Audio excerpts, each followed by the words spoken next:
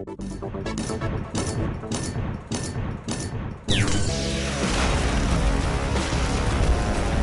Todd Kendrick with InGame at MSNBC.com, and I'm here with Brian Fleming.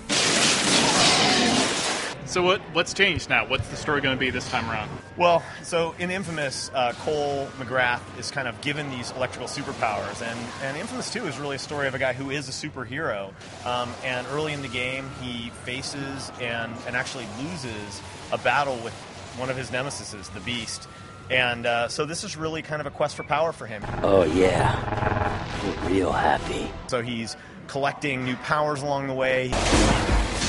He's amping himself up. The Beast is coming, and we've got to be ready for that fight.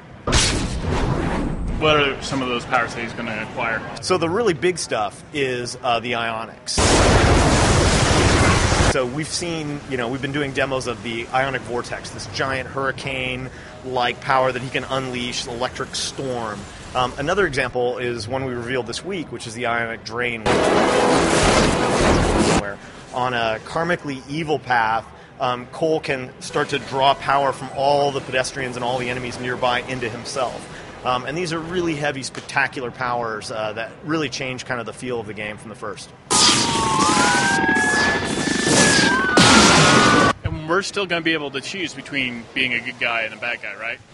Yeah, we think that really central to the experience of a sandbox superhero game, sandbox games are about doing and going where you want to go, and we think that central to the superhero mythology is that if we give you powers, will it corrupt you or will you become heroic? And so that's always been a central tenet of the InFamous series.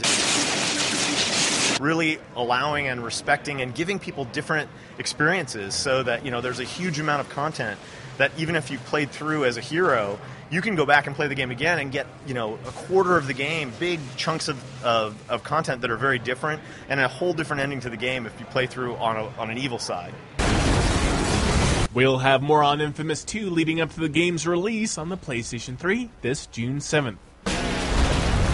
For more interviews, news, and reviews, check out our blog at ingame.msnbc.com. For InGame, I'm Todd Kendrick.